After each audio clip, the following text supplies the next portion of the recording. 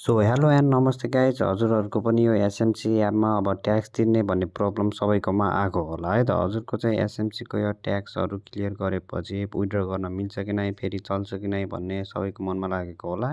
यो एप चाहिँ हजुरको खुल्छ है त। हजुरको चाहिँ अब नेपाल सरकार अनुसार हजुरको ट्याक्स चाहिँ सबैको क्लियर नै गर्नुपर्छ है त। हजुरको एपको पनि क्लियर गर्नुपर्छ, सबैको गर्नै पर्छ।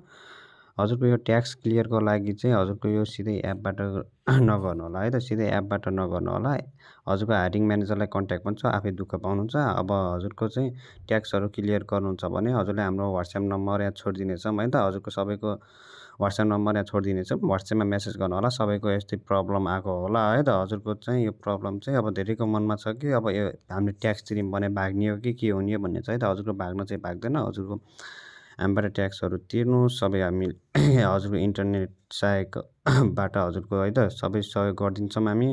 अब हजुरहरू गर्न चाहनुहुन्छ भने वाट्सएपमा मेसेज गर्नु होला है त। त्यस्तो अब हजुरको चिन्ता मान्नुपर्ने कुनै पनि छैन। हजुरको ट्याक्स तिरेपछि मजाले एपहरू खुल्छ र हजुरको चाहिँ है त ट्याक्स तिरेपछि हजुरको एपहरू खुल्ने र हजुरको पहिला जस्तै गरेर चल्ने र विथड्र चाहिँ हजुरको 24 घन्टाभित्र हुन्छ है त।